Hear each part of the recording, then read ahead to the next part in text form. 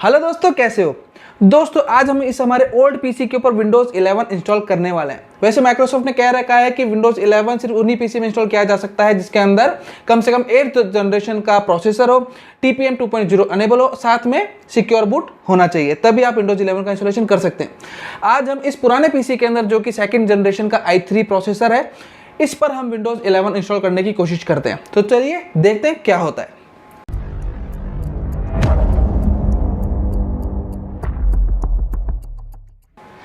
तो सबसे पहले हम यहाँ पर विंडोज़ के लिए जो कंपैटिबिलिटी है उसे हम चेक कर लेते हैं। आप यहाँ पे देख सकते हैं कि जो इसका आर्किटेक्चर है ये 64 बिट CPU है, UEFI बूट मोड है, लेकिन यहाँ पर ये जो सिक्योर बूट है ये इसके अंदर आइडेंटिफाई नहीं हो पा रहा है और ना ही TPM का वर्जन मैच कर पा रहा है। इसका मतलब ये एलिजिबल नहीं है कि इसके अंदर विंडोज 11 का इंस्टॉलेशन किया जा सके।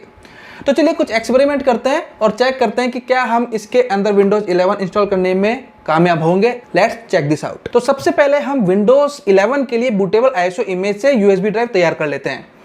तो सबसे पहले हमने यहाँ पर इंसर्ट कर दी है हमारी पेन ड्राइव और इसके बाद where is Windows 11 create bootable. Okay, USC control appear होता है तो हमें येस पे क्लिक करना है। और कहाँ रख रखी है मैंने मेरी विंडोज 11 की बूट, यस।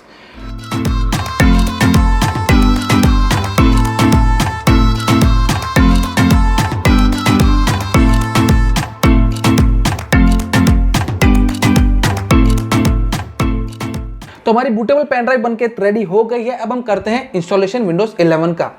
ठीक है, तो यहाँ से मैं सिस्टम को कर देता हूँ बंद और रीस्टार्ट। अब देखते हैं कि क्या हम जो एक्सपेरिमेंट कर रहे हैं उसके अंदर सक्सेसफुल हो पाते हैं नहीं हो पाते हैं। और यहाँ पर मैं हमारी पेन ड्राइव से बूट कर रहा हूँ SanDisk UEFI जो दिखा रहा है उससे। कैमरे की तरफ थोड़ा नज़र नहीं आ रहा होगा तो मैं इधर करके दिखा देता हूँ एक बार। मैं तो डर गया था एक बार कि यार ये क्या हुआ, स्क्रीन पे कुछ भी नहीं आ रहा था, लेकिन अब देखिए यहाँ पर ये बूटिंग प्रोसेस चालू हो गया है। तो चलिए आगे देखते हैं क्या होता है। और इसके बाद यहाँ पर आ गया है इंग्लिश, ठीक है, और next install now. Let's see, देखते हैं क्या होता है। ओके दोस्तों, यहाँ पर एरर आ गई है, this PC can't run Windows 11। तो इसका मतलब घी सीधी उंगली से नहीं निकलने वाला है। इसके लिए कुछ हमें दूसरा ही उपाय ढूंढना पड़ेगा। तो चलिए वो भी करते हैं। तो यार दोस्तों, बूटेबल पेन ड्राइव से तो बात नहीं बनी, हमें कोई दूसरा तरीका ढूंढना पड़ेगा। तो चलिए इसको तो मैं साइड में रख देता हूँ और अब हम चलते हैं हमारे गूगल बाबा की तरफ।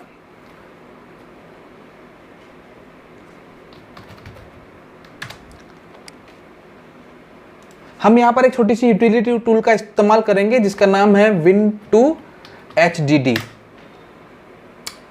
और इसे हमें डाउनलोड करना पड़ेगा।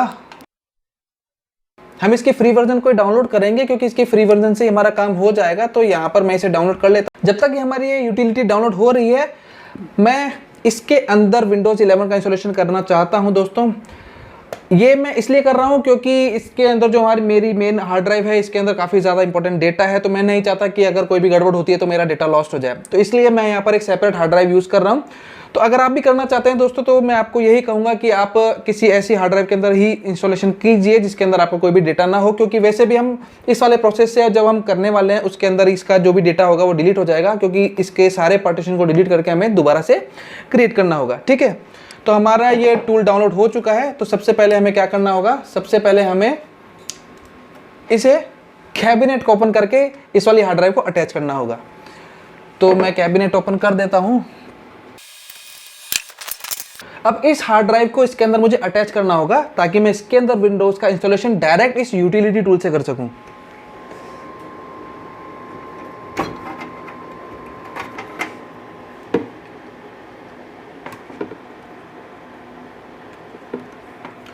मैंने यहाँ पर हार्ड ड्राइव को अटैच कर दिया है। तो चलिए अब हम हमारी यूटिलिटी का इस्तेमाल करते हैं। तो यहाँ पर ये हमारी जो यूटिलिटी है इसको मुझे राइट क्लिक करके रन एज एडमिनिस्ट्रेटर करके ओपन करना होगा और इसे अपने सिस्टम के अंदर इंस्टॉल कर लेना होगा। इंस्टॉलेशन कंप्लीट हो चुका है। तो चलिए अब हम इसे ओपन करते हैं सॉफ्टवेयर को। अब देखिए हमारा ये विजार्ड ओपन हो चुका है और ये जो Win2HDD फ्री एडिशन ये नॉन कॉमर्शियल यूज़ के लिए है। तो यहाँ पर हम न्यू इंस्टॉलेशन पे क्लिक करेंगे और जहाँ पर हमने हमारी विंडोज 11 की इमेज को रख रखा है वो फाइल हमें यहाँ पे चूज़ करनी होगी। इसके अंदर जो भी एडिशन होगा वो हमें सेलेक्ट करना होगा और इसके बाद नेक्स्ट पे क्लिक करना होगा। इसके बाद सेकंड वाला जो है, इसके अंदर हमें हमारी हार्ड ड्राइव को सिलेक्ट करना होगा। ठीक है, ये हमारी हार्ड ड्राइव सेलेक्ट हो गई है और इसको हम GPT फॉर UEFI के अंदर फॉर्मेट करेंगे। ठीक है, और इसके बाद इस पर क्लिक करना होगा।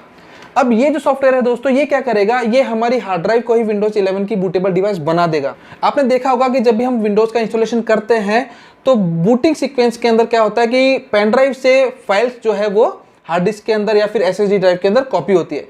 तो ये वाला जो प्रोसेस है वो डायरेक्ट ये सॉफ्टवेयर इसके अंदर कर देगा। उससे क्या होगा कि जो विंडोज 11 के लिए जो कंपैटिबिलिटी चेकिंग होती है वो वाला पार्ट स्किप हो जाएगा। ठीक है, तो चलिए आगे बढ़ते हैं। इसके बाद हमें यहाँ पर दोनों वाले ऑप्शन जो है उन पे फॉरवर्ड पे क्लिक कर देना होगा और इसके बाद नेक्स्ट वाले बटन पे क्लिक करना होगा। अब दोस्तों हमारा जितना भी काम है वो सब ये सॉफ्टवेयर कर देगा, यानी कि ये सॉफ्टवेयर हमारी हार्ड डिस्क को ही बूटेबल बना देगा और विंडोज 11 डायरेक्ट इसके अंदर इंस्टॉल हो जाएगी। तो चलिए ये प्रोसेस कंप्लीट होता है, उसके बाद हम आगे बढ़ते हैं। हमारा यहाँ पर इंस्टॉलेशन कंप्लीट हो गया है, तो चलिए अब मैं यहाँ पर इसे क्रॉस कर देता हूँ। अब बेसिकली हमें करना क्या होगा, हमें करना ये होगा कि जो हमने इस हार्ड ड्राइव के अंदर विंडोज 11 का इंस्टॉलेशन किया है, अब हमें हमारे सिस्टम को इससे बूट करवाना होगा। तो इसके लिए ज़रूरी है कि मैं जो अभी इसके अंदर बूटिंग वाला हार्ड ड्राइव SSD लगी हुई है उसको डिस्कनेक्ट कर दूँ। ठीक है, तो मुझे सिस्टम को शट डाउन कर देना होगा। अब सिस्टम हो गया है शट डाउन और मैं इसे अनप्लग कर देता हूँ। ठीक है, तो यहाँ से मैंने इसकी पावर सप्लाई को हटा दिया है। अब हमारा कंप्यूटर डायरेक्ट इसी से बूट करेगा। तो चलिए अब हमने प्रेस कर दिया है पावर बटन और चेक करते हैं। दोस्तों लगता है कि हमारी बात बन गई है, क्योंकि विंडोज़ 11 का इंस्टॉलेशन कंप्लीट हो गया है। और उसके बाद जब पहली बार सिस्टम रीस्टार्ट होता है और उसके बाद जब ये हार्डवेयर रेडी करता है, हार्डवेयर ड्राइवर को इंस्टॉल करता है, ये इस समय वो वाला सीक्वेंस चल रहा है। और इसके बाद गेटिंग रेडी, लगता है हमारी विंडोज़ 11 का इंस्टॉलेशन कंप्लीट हो गया है और सक्सेसफुली हम जल्दी ही डेस्कटॉप देख पाएंगे।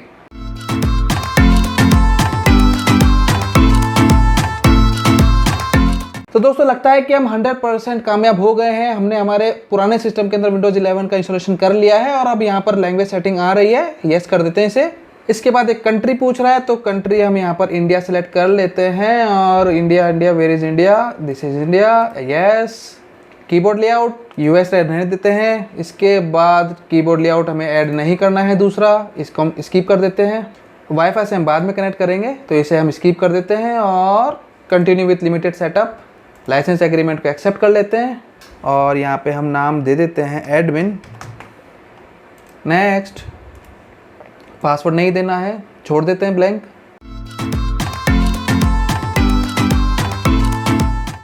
तो फाइनली हमने यहाँ पर विंडोज 11 का इंस्टॉलेशन कंप्लीट कर लिया है। तो एक बार मैं आपको इस पीसी की कॉन्फ़िगरेशन आपको बता देता हूँ कि यहाँ पर जो हमने इंस्टॉलेशन किया है वो वाकई में ही एक पुराना पीसी है।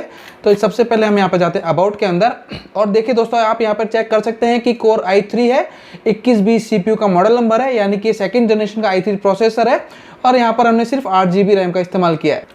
तो finally core i3 second generation PC और विंडोज 11, ना ही कोई TPM का लफड़ा, ना ही कोई सिक्योर बूट का झंझट। आप बहुत ही आसान तरीके से विंडोज 11 अपने पुराने सिस्टम के अंदर भी इंस्टॉल कर सकते हैं।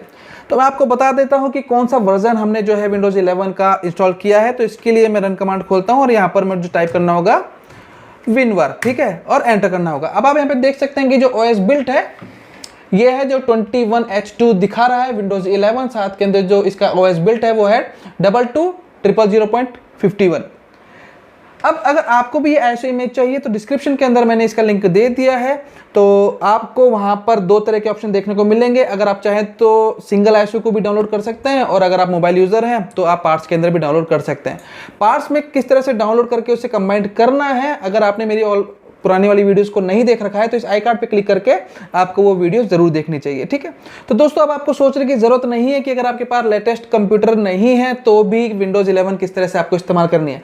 सिंपल प्रोसेस है, वीडियो में जो मैंने बताया है उसका फॉलो कीजिए और आप अपने पुराने सिस्टम के अंदर भी विंडोज 11 यूज कर पाएंगे। दोस्तों फिर मुलाकात होगी, तब तक इजाजत दीजिए, गुड बाय।